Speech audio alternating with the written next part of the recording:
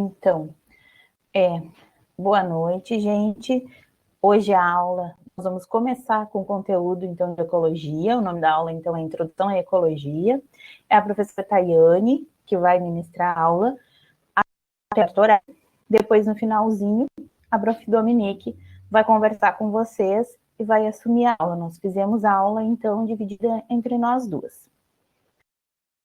E, só dando uns recadinhos básicos, né? Antes da gente começar a entrar no conteúdo de hoje.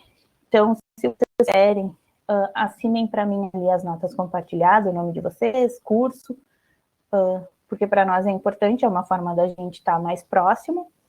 E, se possível, vocês puderem ir lá no YouTube, dar um likezinho legal lá para nós, referente a todas as aulas, compartilhar com os colegas no grupo de WhatsApp, para que mais pessoas possam assistir as aulas durante esse período que nós nos encontramos, né?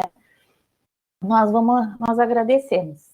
E no Face também, Face, Twitter, enfim, todas as redes. Se vocês puderem fazer isso, muito obrigada. Então, vamos começar. Hoje vai ser como o início da ecologia, né? O que nós vamos ver? Como surgiu, então, a ecologia e se ela é uma ciência. Será que a ecologia é uma ciência ou simplesmente ela faz parte de um conteúdo dentro da área da biologia? É só uma matéria que a gente tem que estudar lá no ensino médio. E quais são os conceitos importantes que nós precisamos ter e estar antenado que o Enem pode vir e querer nos cobrar? Então, nós vamos começar falando de como surgiu, da onde veio a ecologia, como é que ela surgiu. Eu trouxe dois teóricos que trabalharam, que falam da ecologia, tem muito, são vários, mas não, eu trouxe o principal e o primeiro, para vocês terem conhecimento durante a aula. Então, como surgiu? Primeiramente, um dos discípulos de Aristóteles, que foi o primeiro, foi o Teofrasto, esse carinha aí simpático. E aí, então, a partir dele que começou a surgir a ecologia. Só que até então não se tinha o nome ecologia. O que ele fazia? Ele observava como estavam os seres vivos, aí planta e animal, no ambiente, e ele só observava essas plantas e esses animais. Ele não tinha surgido ainda a palavra propriamente dita ecologia. E aí não era inserção de como eles estavam se comportando no ambiente. Não, ele observava que tal região tinha tais animais e tais plantas. E ponto final. Aí, no século XIX, Ernest Haeckel, lá em 1867, mais ou menos 1870, ele que vai dar origem, então, à palavra ecologia. Ela vem do grego, né? E aí, então, que surge o que seria a ecologia. E aí, então, ele traz o oikos, que significa casa, e logos, estudo. Então, o que seria a ecologia? O estudo da casa, ou o estudo dos seres vivos com o ambiente, onde eles estão inseridos. Nós podemos chamar de alelobiose, tá? Que é a interação ser vivo e ser vivo com seres vivos, e podemos chamar de ecobiose, que é a interação, então, ser vivo e ambiente. Então, são duas palavrinhas novas já, que surgem, então, do que seria a ecologia. Nada mais é que isso, é a interação de todos os seres vivos no mundo onde eles estão inseridos.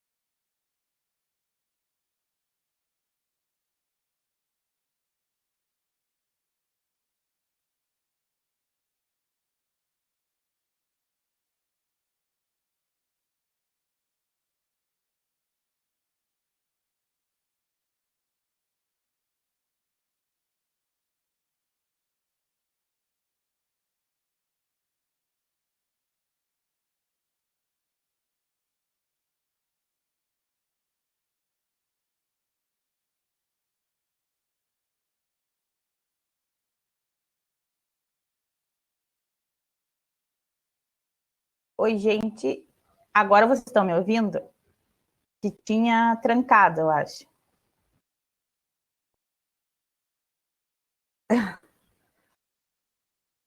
Não sei. Sim, tá. Então, qual é a importância que a gente tem da ecologia? Qual é essa importância? Eu vou tentar ligar a câmera de novo. Aí qualquer coisa vocês me avisem que aí eu tiro a câmera e a gente volta só para os slides. O que é importante? É importante que a gente tenha maior conhecimento do ambiente, maior conhecimento do que está acontecendo, quais os problemas estão tendo e o que a gente está usando demais. Então, é uma racionalização desses recursos naturais que a gente vai aprender a entender. Será que é necessário realmente desmatar tudo isso para criar gado, por exemplo? Então, a gente começa a ter essa racionalização, começa a ter esse conhecimento, controle de poluição, controle do crescimento das populações, porque se começar a crescer demais uma certa população, nós vamos ter o quê? Nós vamos ter falta de alguns recursos, vai começar a faltar recurso, e aí não adianta. Nós vamos ter mortes em massa e tudo mais, porque está faltando recurso. Passou para vocês? Sim, não? Não sei se passou. Me avisem se passar ou não passar. Porque para mim só está no da importância e eu não estou conseguindo passá-lo.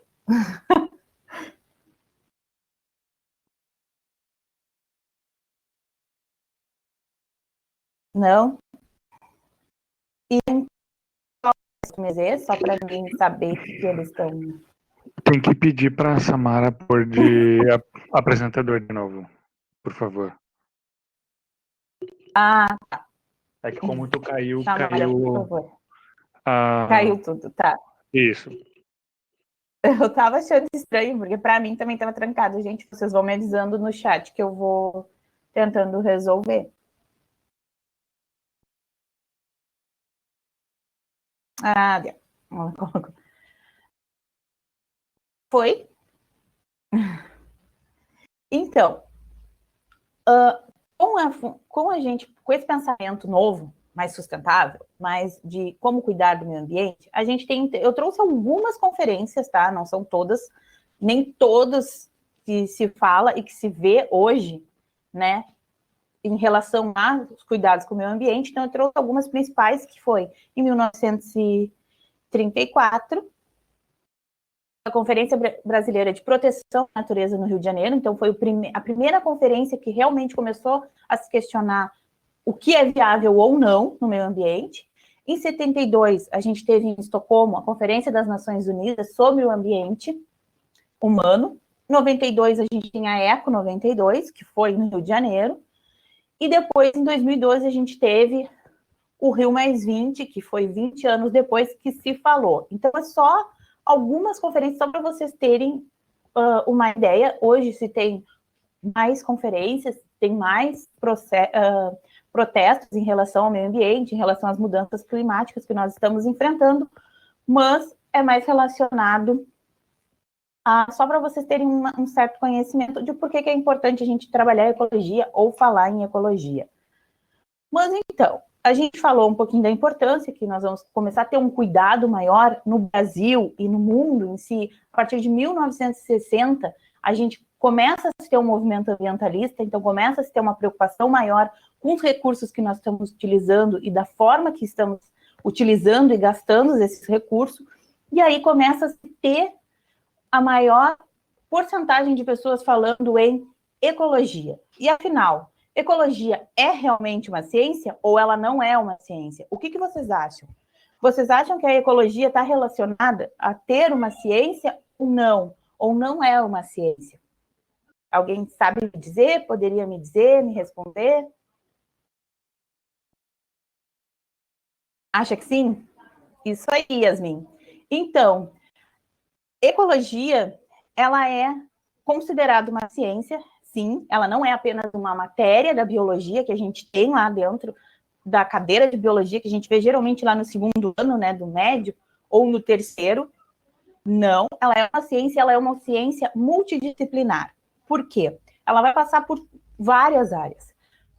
Não é somente questão de ambiente, animal, vegetal. Ela passa por geologia, sociologia, física, química, genética. Então, a gente tem que todo esse apanhado de várias matérias dentro de uma única ciência. Por quê? Quando a gente trabalha em grandes escalas, como a pandemia mesmo, como é que a gente vai analisar a curva que um vírus vai se ter? Como que a gente analisa isso? A gente analisa que o que acontece? A gente tem a bioestatística, então é uma parte da matemática que auxilia dentro da área da biologia e da ecologia. E a gente consegue fazer essa curvatura e consegue se ter este conhecimento. Então, na verdade, por isso que ela é uma ciência multidisciplinar. Esse é só um dos exemplos, tá? Que seria essa curva e esse questionamento. Que eu quero trazer para vocês entenderem que não é somente uma matéria, e sim são várias, e é uma ciência. E aí, então, a gente, sabendo que é uma ciência, sabendo o quanto é importante, quais os conceitos nós devemos saber, que conceitos importantes eu preciso saber para mim me sair super bem lá no Enem. O Enem adora cobrar questões de ecologia, sempre cai ecologia, todos os anos eles trazem alguma coisa de ecologia. Então, eu vou trazer para vocês alguns conceitos importantes para a gente dar início. Se eu estiver indo muito rápido, se tiver algum problema, vocês vão me avisando, tá, gente, no chat, que a gente vamos se ajeitando e vamos arrumando. Estamos com alguns problemas, né? As internets estão nos burlando, nos bugando um pouco, mas a gente vai se adaptando, né? Então, antes da gente entrar em conceito de população, comunidade, habitat, o que a gente precisa saber? Que existem duas teorias fundamentais que a ecologia trabalha, que é a preservacionista e a conservacionista. O que seria isso? Preservar é restringir total. Então, eu tenho uma área e o homem não pode de maneira nenhuma utilizar aquela área. Eu vou restringir, não tem. Homem e natureza não podem estar juntos. Então, é a preservacionista. E aí, a minha teoria conservacionista diz que não, que eu vou conciliar homem com natureza. Então, vai ter uma interação do homem, da natureza, dessas relações. Então, os parques de área de preservação, o homem vai poder ir, vai poder utilizar aquela área para o seu bem, mas ele vai ter que cumprir algumas regras, porque é uma área. O certo seria a gente cumprir todas as regras sempre, né? Não jogar lixo no chão, não desmatar, não poluir, mas, então, o conservacionista, ele aceita, é mais aceito. Na realidade, nós todos somos nós somos conservacionistas, a gente não trabalha com o preservacionismo, porque a gente sempre está junto a parques, praia, e aí, então, a gente utiliza dessa teoria conservacionista. Tudo bem até aqui, gente? Tá tudo ok? Eu vou seguindo, qualquer coisa me avise. Então, quais são os níveis de organização que a gente tem? A gente começa lá no átomo, né? E vai subindo na escala. E aí, a gente vai ter a célula, da célula a gente tem o tecido, temos o órgão, os órgãos formam um sistema, diferentes sistemas formam um organismo. E a partir daqui, de organismo, começam-se os conceitos importantes para ecologia. Então, nós vamos ter o organismo, população, comunidade, ecossistema, bioma e biosfera. Não se assustem, tá? Então, quais são os níveis? É outra imagem, de outra maneira, mas só para a gente ver como fica organizado esses níveis dentro da ecologia. Primeiro nível, então, o nível menor, mas um nível muito importante, o organismo. O que seria o organismo? Depois do organismo, nós vamos vir com a população, depois nós teremos comunidade, ecossistema e aí biosfera. Não tem uma palavra-chave que nem a gente tem lá no filo, classe, ordem, espécie.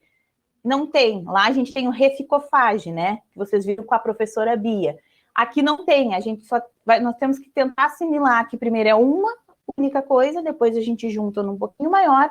Quando a gente tem populações diferentes, nós vamos ter algo maior que a comunidade. Nós, inserido dentro da cidade de Pelotas, com os tipos de populações que se encontram aqui, como gato, cachorro, seres humanos, e mais os fatores como a chuva, por exemplo, a gente vai ter o ecossistema, e aí nós estamos em algo muito maior, que seria o nosso planeta e a biosfera. Mas eu vou passar esse conceito individual para vocês de cada um. Então, o nosso primeiro nível, né, de organização, o organismo, ele é um nível menor de estudo da ecologia, e ele vai se referir a qualquer ser vivente em sua individualidade. Qualquer corpo funcional formado por células, tecido, sistema, que é nós, assim como nós, seres humanos. Aí eu trouxe a imagem, então, de um passarinho, tá? É um coelho, apesar de estar grandinho assim, tá? Mas é um coelho. Então, o organismo é isso, é um único indivíduo. Depois, nós vamos ter a população. O que seria a população? Vai ser o conjunto de organismos ou de indivíduos da mesma espécie que vivem em determinada área. Isso é um conjunto de organismos, vai ser uma população. Então, ali tem uma população de arara azul e uma população de flamingo. Então, é o conjunto de organismos, de vários indivíduos da mesma espécie, em um único local, em um único ambiente. Isso seria a nossa população. Depois, nós vamos ter... Está aparecendo para vocês ou não? Para mim, bugou. Eu vou voltar e aí eu retorno. Vou esperar a Luísa responder. Tá? Então, depois a gente tem comunidade. Espécie, desculpe. Eu vou trazer primeiro espécie. O que seria espécie e espécime? Porque aí a gente fala em organismo, um organismo é uma espécie. Só que o que realmente é? Espécie, gente, a gente tem vários conceitos de espécie dentro da ecologia. Eu trouxe o conceito que nós mais utilizamos e o conceito que o Enem geralmente traz. O que é uma espécie? A espécie é o organismo, então, ou a entidade biológica, que vai cruzar ou intercruzar e vai gerar prole fértil. Ou seja, os seus filhos serão férteis, vão poder cruzar e vão ter filhos. Isso é uma espécie. Só que o que é espécime? Por exemplo, aqui em casa, nós temos a espécie humana. Dentro da espécie humana, e dentro da família, né, que tem aqui na minha casa, eu sou uma espécime. Porque eu sou um indivíduo da mesma espécie dos que estão comigo aqui em casa. E aí eu trouxe, então, um exemplo do Pantera leo, que são espécies de leões, né? Só que dentro de uma família de leão, um indivíduo, a gente pode ser chamado de espécime. Espécime de Pantera leo. Então, seria um único indivíduo dentro daquela espécie, daquela família. Ficou claro? Sim, não? A Bia está digitando. Parou. Então, aí a gente entra no conceito de comunidade. O que seria a comunidade? Então, comunidade é mais amplo do que uma população, porque vai ser o conjunto de populações vivendo em um mesmo momento, no mesmo lugar específico. Então, seria a comunidade vai ser zebra, leão, girafa, no mesmo ambiente. O safari, por exemplo, as savanas lá na África. Ali eu tenho uma comunidade, dependendo da área, eu tenho uma comunidade, porque eu vou ter zebras e girafas no mesmo ambiente. São duas populações diferentes que estão no mesmo local. Tá ok até aqui, gente? Tá muito rápido? Vocês me avisam. E aí, então, o que seria um ecossistema? O ecossistema, ele vai envolver os fatores bióticos, que são os seres vivos, junto com os fatores abióticos. Então, é a comunidade, as populações, interagindo com os fatores abióticos, que seria a água, a temperatura, gases, minerais. Então, essa interação desses dois fatores faz com que a gente tenha os ecossistemas. Dentro do ecossistema terrestre, nós temos muitos tipos de ecossistemas. Seriam os biomas. Então, a gente vai ter diferentes tipos de biomas. dependendo da região, do local onde estamos inseridos no nosso planeta, na nossa biosfera. Já em ambiente aquático, os ecossistemas são divididos em 3 tipos. Nós vamos ter o plâncton, que é o que a gente chama de borda d'água, que é aquele mais alto, que é uma junção do fitoplâncton com o zooplâncton. Fitoplâncton são as algas e os zoos são os microcrustáceos, podemos dizer.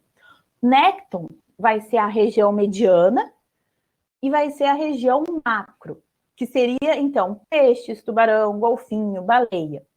E o bênton, então, que é a região mais baixa, mais ao fundo do mar, vamos dizer, do oceano, da lagoa, do rio, enfim. Seria, então, os corais, estrela do mar. Então, o ecossistema aquático, ele tem essas 3 partes, divididas em 3 partes.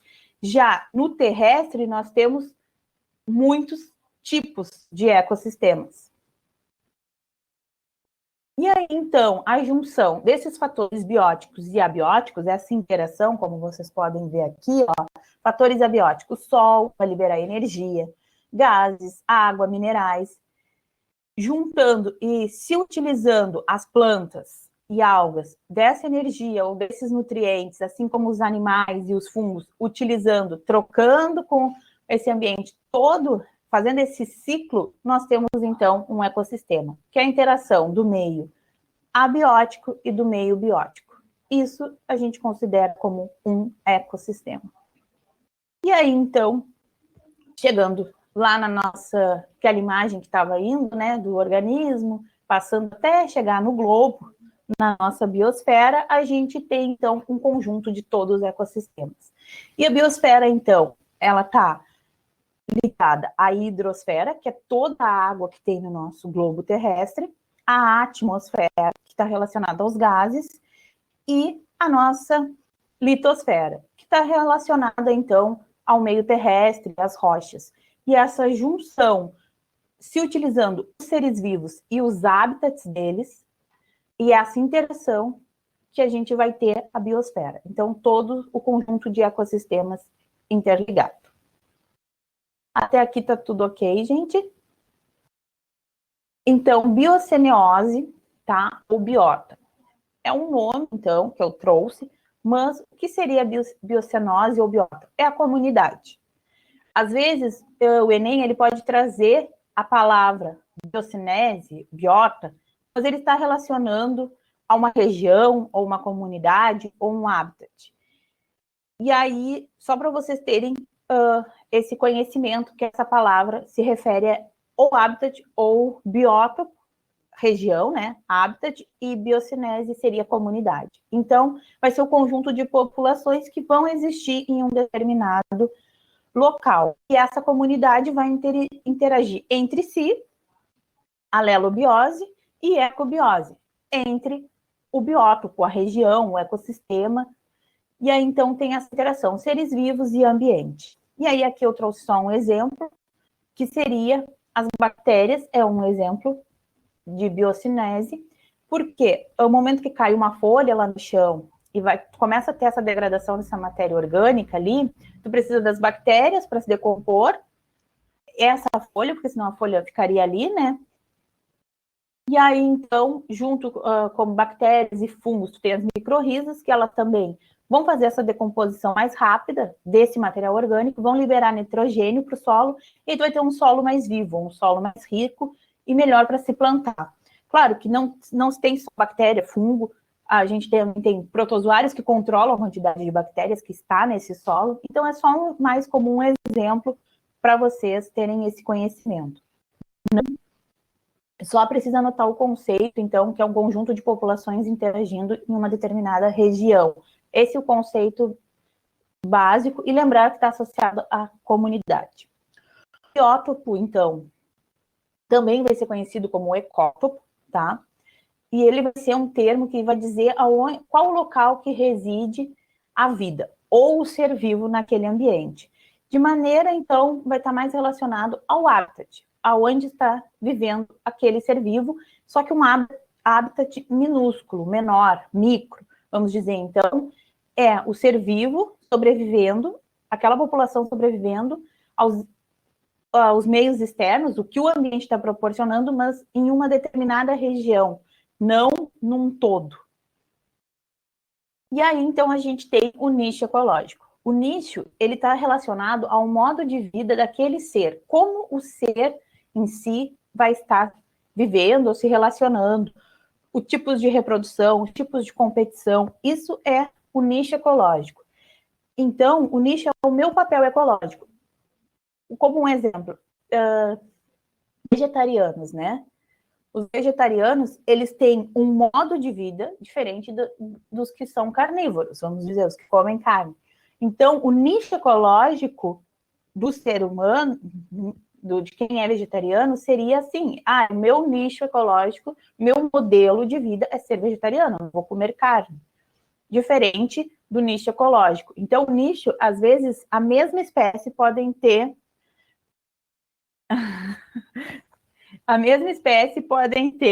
o nicho ecológico diferente.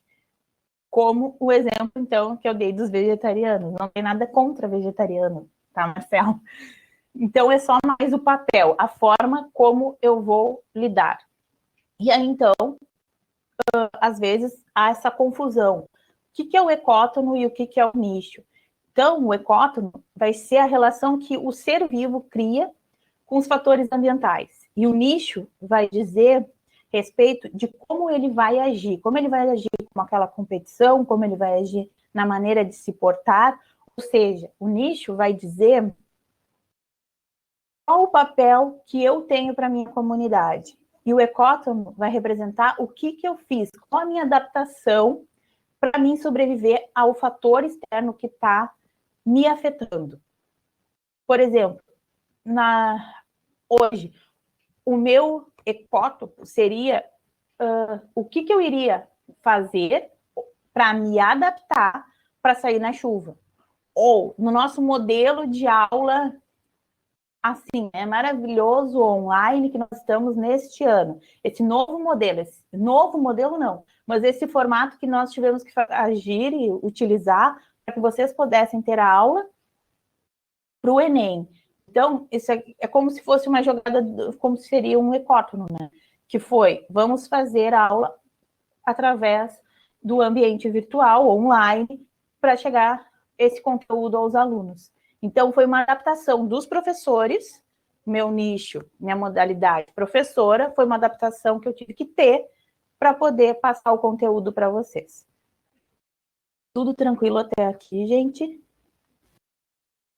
Então, nós temos os biomas. Bioma vai ser um conjunto... Eu trouxe o conceito do que o IBGE, tá? Segundo o IBGE, é este conceito. Mas o bioma, ele é o quê? É um espaço onde tu vai ter um tipo de vegetação, vai ter um tipo de animal. Esse local, ele sofreu alguma formação, assim, de paisagem, ou de animais, eles passaram por um processo juntos de formação. Tu vai ter o mesmo clima, as temperaturas serão a mesma quantidade de chuva, e ali tem um bioma. Então, nós temos, um exemplo, o bioma Pampa, bioma da floresta amazônica. Então, são biomas. Eu não vou me deter muito em cada bioma, porque nós temos uma aula específica somente de bioma para vocês. Então, bioma é basicamente isso, é um local, um espaço onde eu tenho um determinado clima, um determinado tipo de vegetação e determinados tipos de animais que conseguem se adaptar e viver somente naquele bioma. E, então, eu deixei para a gente falar exatamente um pouquinho de cada bioma na aula de bioma, até porque a nossa aula é 1 horinha, né? E aí, então, o que é o habitat? Vai ser o local onde aquela espécie vai viver, ou onde ela está adaptada para viver. Então, a gente tem espécies que vivem somente no bioma Pampa, espécies que só vivem somente no bioma amazônico. Então, é o local, é a minha casa, onde eu consigo viver e me manter. Onde eu vou ter alimentação, vou conseguir sobreviver, vou conseguir reproduzir. Esses são os hábitats. A gente tem diferentes hábitats no mundo inteiro.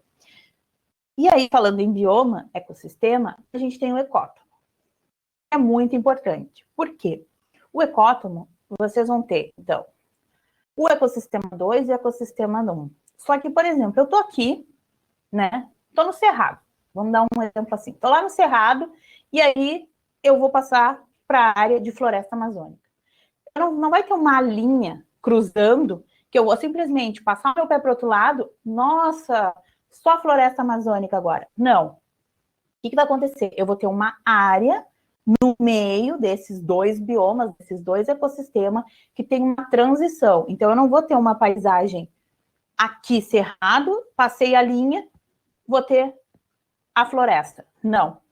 Eu vou ter essa área de transição. Essa área de transição ambiental, a gente chama de ecótomo. E ela é muito importante, por quê?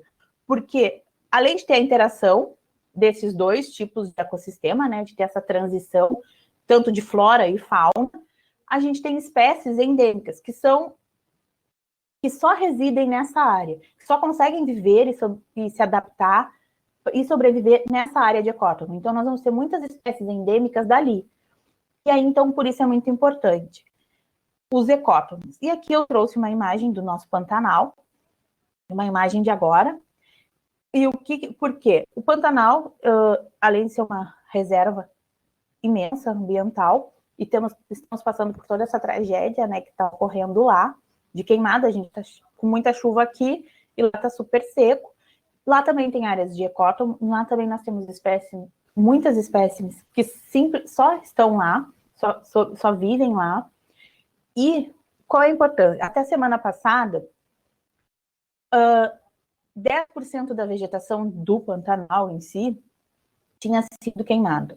Eu não vou me deter muito, porque nós temos aula de impacto ambiental e nós vamos trazer bastante as questões dos impactos, né? E vamos trazer sobre o Pantanal, mas eu só quis relatar para vocês que 10% tinha sido queimado.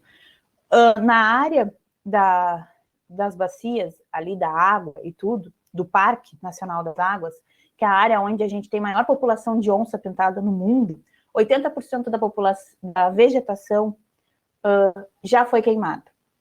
Então, gente, isso vai dar um impacto muito grande para flora, para fauna. Tem espécies que vão demorar 40 anos para se recuperar, mas tem outras que a gente nem vai conseguir, que podem acabar entrando em extinção, porque não tem como, que são espécies endêmicas de algum ecótono, por exemplo, e aí não tem mais como a gente recuperar.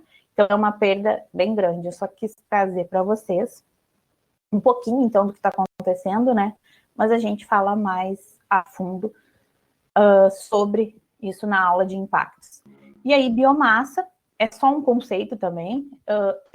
Não vi questões ainda, assim, frisando, mas vá que aconteça, eu trouxe para vocês que seria a biomassa, que então é toda a matéria orgânica, animal ou vegetal, que nós vamos utilizar como geração de energia ou uma produção de energia.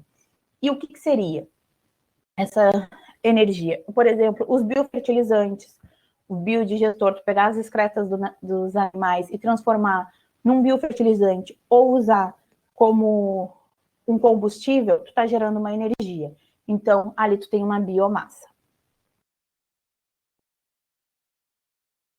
Espécie endêmica são espécies que vivem somente naquele lugar, de uma determinada região. Tu não vai encontrar, por exemplo, onça pintada, né? A onça pintada, não que ela seja endêmica do Pantanal, tu tem ela também, tu pode encontrar ela na floresta amazônica, mas é um animal que só vive naquele local. Então, é uma espécie, por exemplo, a arara azul, que está entrando em extinção, ela é endêmica da Amazônia, só encontra ela na região da Amazônia. E aí, então, isso seria espécie endêmica. Não sei se ficou bem claro, se precisa explicar mais. Se eu não me engano, o lobo-guará é endêmico do Rio Grande do Sul. Não vou afirmar 100%, tá, gente? Porque eu não... Mas eu acredito que sim, que é o lobo-guará, assim, que é endêmico. Só temos aqui no Pampa, só na parte da região sul. Seria isso? Ficou bem claro? Se não, pode falar, que eu falo, ou tento dar outro exemplo. Esperar, Marcelo, responder.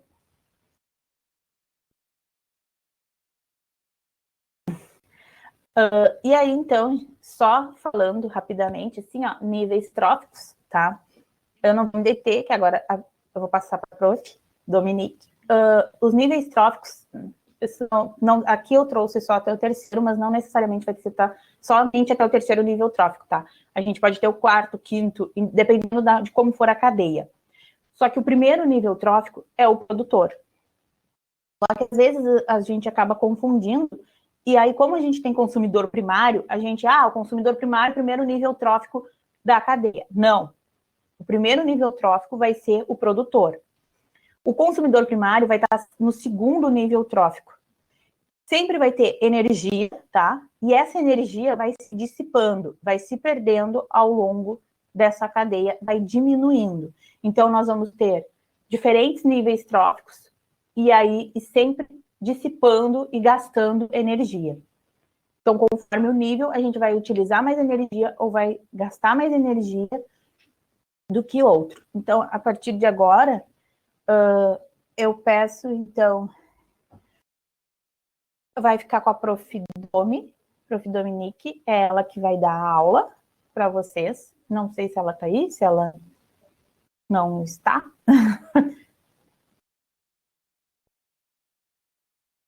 Ah, tá. Eu não tinha. Bom, eu falei, não tenho certeza se é o lobo-guará, eu ainda disse.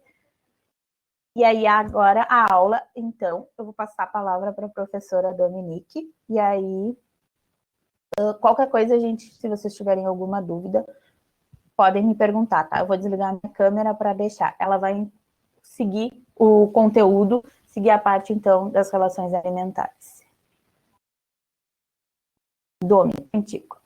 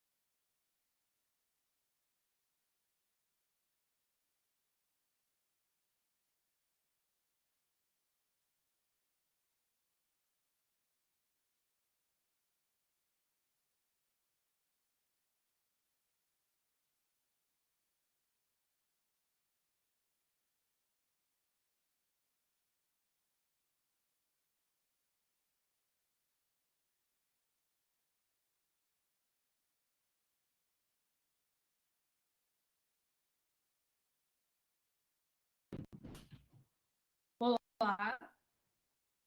Oi? Estão me ouvindo?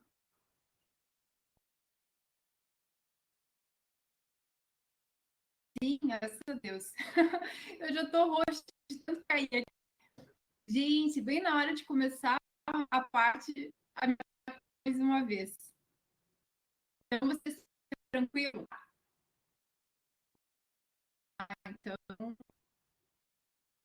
Então vou dar uma aula aqui. Se acaso eu sumir, vocês sabem que eu caí e estou tentando retornar, tá bem, galera? Então tá bom. Então, dando essa patologia, nós vamos conversar sobre a questão, já que nós vimos a ecologia, que é o estudo da casa, e a relação entre os seres vivos, o espaço onde vivem, a interação entre si, é importante também estudado as relações alimentares que existem, porque nós sabemos que a nossa vida em si, ela necessita de energia. E essa energia ela vai de um ser vivo ao outro. Então, necessitamos obter de energia de alguma fonte. Então, dentro, os seres vivos da esfera são divididos.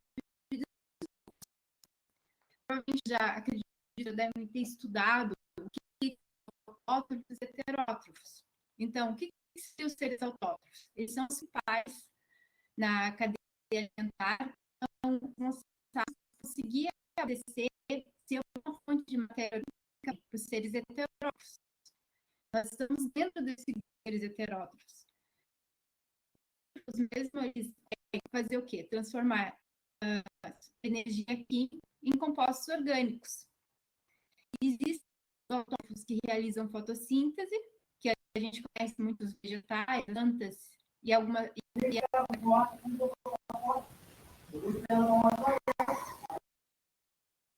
E bem, nós temos os que realizam química, que são bactérias e arcas. A quimiossíntese são quem façam organismos que conseguem substâncias químicas em orgânica. E temos outro grupo que são que eles não conseguem. Vocês estão me ouvindo? Oi?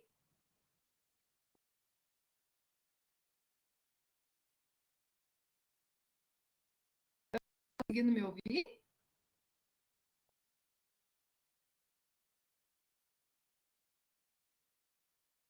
Travando um pouco. E aí agora como é que está o som? Vou continuar aqui, aí vocês me dizem se ainda está travando, tá bem? Então, os heterótrofos são aqueles que eles não produzem seu próprio alimento. Então, é uma fonte externa de nutrientes, que provavelmente os heterótrofos são de seres autótrofos. Então, a maior fonte de alimentos heterótrofos são os autótrofos. Eles estão divididos em seres que se alimentam de outros vivos, que estão dentro desse grupo, onívoros, carnívoros, parasitas. Também organismos que eles se alimentam de matéria orgânica, que nós temos decompositores, que são muito importantes para a reciclagem de matéria na biosfera, nos ecossistemas, os detritívoros e os necrófagos, dentro desse grupo. Vou passar a Tayane.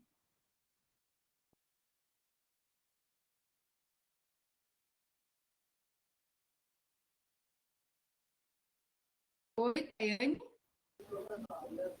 Tu passa para mim o slide? Passo. É que, desculpa, eu tive um problema técnico, caiu aqui também na minha internet e voltou agora. Samara... Isso, obrigada por ter me botado de apresentadora. Gente, me desculpe pela aula hoje, que está dando problema na internet. Deus, gente, pode seguir. Não se preocupe, professor. Hoje não tem tudo que é lugar aqui, a internet não está. Tá, perfeito. Então, assim, a gente estava conversando dos dois grupos, né? Os autótrofos e heterótrofos, e a ecologia, ela, no caso, identificar quem se alimenta de quem. Então, nós temos a cadeia alimentar, que a cadeia alimentar, ela mostra de forma linear os... Acho que Tayane passou mais, eu acho. Tem um anterior a esse. Isso, aí, beleza. Obrigada. Ele demonstra de forma linear as relações alimentares entre os seres. Então, a cadeia alimentar, ela te mostra quem começa essa cadeia alimentar e quem termina. As setas, vocês observem, as setas querem mostrar quem se alimenta de quem. Nós temos que vai se alimentar de um pé, o sapo vai se alimentar do gafanhoto e o gato do mato vai se alimentar de quem? Do sapo. Então, a gente está vendo de uma demonstração linear de componentes da cadeia alimentar. Vocês têm que saber que dentro da cadeia alimentar vai ter aquele que inicia a cadeia, que é o responsável por transformar matéria, substância em matéria orgânica. Quem seria esse? Que está não sendo sapo, que é capaz de fazer síntese, que ele consegue pegar energia luminosa e transformar em matéria orgânica. Quem é o produtor? O produtor, quem inicia essa cadeia é o produtor. Então, é aquele que provavelmente ele faz fotossíntese. Então, ele produz matéria orgânica com energia luminosa. E quem é que come esse? Então, ele vê pela ordem que nós temos o primário, que é o gafanhoto. Logo, o sapo se alimenta, o gafanhoto vai ser considerado o consumidor primário. E nós temos ali o gato mato, que vai ser o sapo e vai ser o consumidor terciário. Então, o decompositor, na maioria das vezes, na cadeia alimentar, na prova, ele não é colocado. Vocês sabem, vocês têm que saber quem é o produtor, é aquele que provavelmente ele faz fotossíntese, ele consegue produzir seu próprio alimento para um consumidor primário. Então, vocês sabem que o primário sempre vai ser aquele que está se alimentando do produtor. E o decompositor é muito importante na cadeia alimentar, é formado por bactérias e fungos, e ele compõe matéria orgânica. Então, o decompositor, ele vai morrer, o gafanhoto, o sapo. Então, todos esses elementos alimentares vão ser decompostos pelos bactérias e fungos. Samara, está travando ainda? Melhorou o áudio.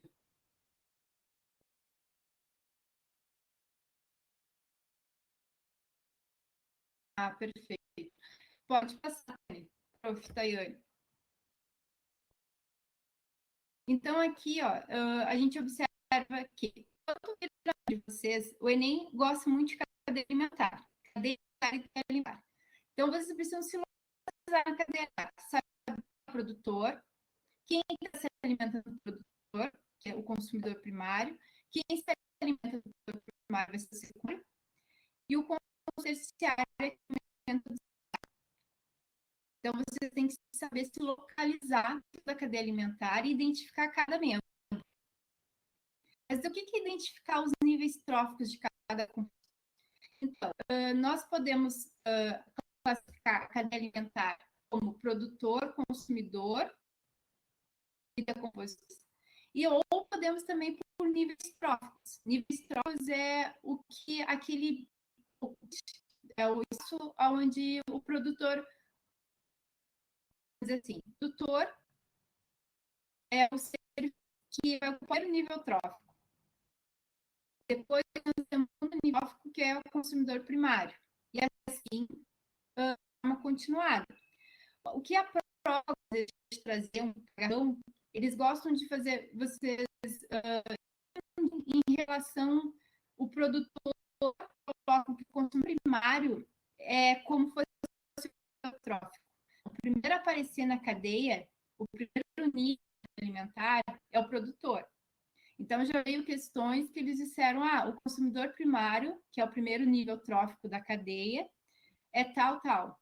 Não, o consumidor primário, ele sempre vai ser o segundo nível trófico, porque se for classificar a cadeia por níveis, o primeiro nível a aparecer é quem? É o produtor, é ele que começa a cadeia alimentar. Então, se eles virem comentar sobre uma questão e pedir para classificar por nível trófico, vocês fiquem atentos a esses pega-ratão. Certo, galera? Pode passar para o seu Tayane.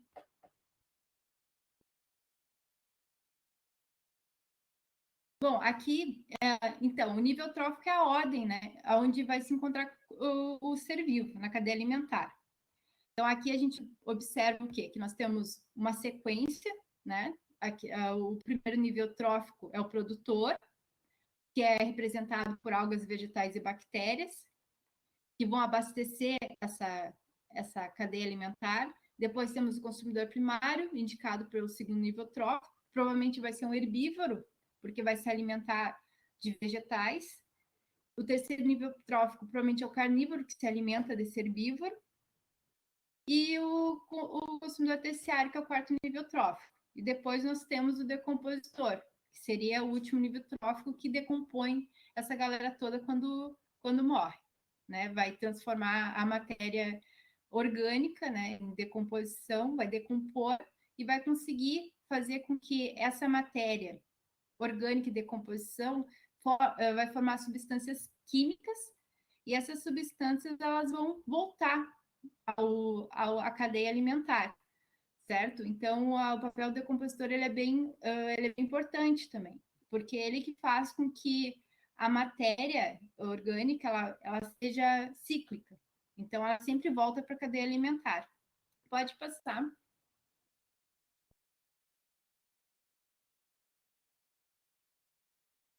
Bom, a cadeia alimentar, o que ela te mostra? Ela vai mostrar, no caso, o comportamento alimentar, quem se alimenta de quem de forma linear. A gente viu que é produtor, consumidor, só que tem uma coisa, a forma mais digna de representar as relações alimentares entre os indivíduos é uma teia alimentar. Por quê? Porque existem várias cadeias alimentares que se cruzam. Então, essa figura aqui que nos mostra, a mais abaixo, que tem essas linhas e essas setas, elas estão indicando que há várias cadeias alimentares que se cruzam e formam essa teia alimentar. E essa teia alimentar é a representação mais real que ocorre dentro da comunidade, dentro do ecossistema. Porque, vamos dizer assim, o passarinho, um dos pássaros, ele não vai comer só a lagarta. Ele tem outras opções para comer também.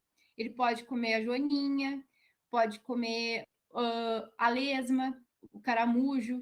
Então, assim, à medida que o animal, né, aquele consumidor, ele tem outras opções, quer dizer que há várias cadeias alimentares. E essas, quando se cruzam, formam essa teia alimentar. Então, é um conjunto de todas essas cadeias alimentares, a gente chama de teia alimentar. Então, vamos dizer assim, que na prova eles tragam para vocês a teia alimentar acima. Nós temos ali a vegetação, que é o nosso quê? A vegetação é o produtor, certo? Então, é ele que vai abastecer de matéria orgânica essa cadeia alimentar. Só que aqui nós temos uma teia. Então, vocês têm que identificar e separar dentro dessa teia as diversas cadeias alimentares que podem surgir. Então, a vegetação. O camundongo, aqui embaixo, a seta está para o camundongo. Então, o camundongo se alimenta dessa vegetação. A cobra, a seta demonstra que a cobra se alimenta do camundongo. E o gavião, ele se alimenta da cobra. Então, aqui, ó, vegetação, camundongo, cobra e gavião é uma cadeia alimentar. Então, aqui a gente nota produtor, camundongo, consumidor primário, cobra, consumidor secundário e gavião, consumidor terciário. Vocês têm que ver que a vegetação, ele é o produtor, aonde o maior nível de energia nessa cadeia alimentar está na vegetação, está no produtor. Então, a cada indivíduo na cadeia, a energia, o fluxo de energia nessa cadeia alimentar, ela é unidirecional. Em todas as cadeias alimentares é unidirecional. Então, quer dizer o quê? Que a energia ela vai diminuindo de um indivíduo para o outro. Aqui nós temos outra cadeia alimentar. O coelho se alimenta da vegetação e o gavião se alimenta do coelho. Aqui nós temos mais uma cadeia alimentar nessa teia. Então, daqui a gente tira umas 4 cadeias alimentares. Então, esse é um exercício que vocês têm que fazer, né? Eu pegar algumas questões do Enem, que tem várias, que para separar. E se vocês tiverem alguma dúvida, vocês podem nos procurar. A gente tem as monitorias, que a gente conversa com vocês sobre os exercícios. E pode passar, Tayane. Bom, aqui nessa imagem o que eu quero mostrar para vocês que a energia é unidirecional. Nós temos o Sol aqui, que é a fonte de energia luminosa, o produtor que vai produzir matéria orgânica. Temos aqui o alce consumindo, que é o consumidor primário, consumindo aqui também o capim, que faz fotossíntese. esse alce vai servir de alimento para o alce vai servir de alimento para a pantera, e quando ele morrer, os decompositores vão degradar a matéria orgânica dele. Aqui a gente mostra que essas setas, elas estão liberando a cada nível trófico, porque aqui o produtor é o primeiro nível trófico, o consumidor primário é o segundo, aqui nós temos o terceiro nível trófico. E cada vez que ocorre a transformação, a energia é liberada de um nível trófico para o outro, parte dessa energia ela é liberada para o meio na forma de calor, e a outra parte ela vai seguir na cadeia alimentar. Uma coisa que é importante, que pode vir linkado em alguma questão sobre física e biologia, principalmente dentro da questão do fluxo de energia ser unidirecional. Por quê? Qual é a lei que explica isso? Por que a energia ela é unidirecional? E parte é perdida pela forma de calor? Nós temos quem? As leis da termodinâmica, certo? As leis da termodinâmica, ela mostra que a energia pode ser transformada, mas jamais criada ou destruída. E a segunda lei, o que ela diz? No processo de transformação de energia existe liberação na forma de calor. Então, vocês têm que estar atentos que pode vir alguma questão interdisciplinar que linke a questão qual é a lei dentro da cadeia alimentar que pode explicar a questão do fluxo de energia unidirecional dentro de uma cadeia alimentar. Pode passar, Tayane. Bom, as pirâmides ecológicas. Então, para conseguir, o que são as pirâmides ecológicas? É uma forma de quantificar os componentes de cada nível trófico. Então, ele quantifica os componentes de diferentes níveis tróficos de uma cadeia alimentar. Então, nós temos aqui, a gente vê que é uma pirâmide, são vários retângulos. Então, os retângulos, eles demonstram aqui quem são a base da pirâmide, seriam os produtores, depois vem os consumidores primários, secundários e terciários. Mas eu vou fazer assim, nós já estamos extrapolando o horário, então a parte que faltou hoje na aula é sobre pirâmides. Então essa parte eu vou terminar antes um pouco da aula do professor Daniel, que vai ser na sexta que vem, e ele vai dar continuidade aos demais assuntos, que são as relações ecológicas que existem entre os indivíduos. Então, vou fazer assim, as pirâmides ecológicas eu termino e logo quem dá sequência vai ser o professor Daniel, certo, pessoal?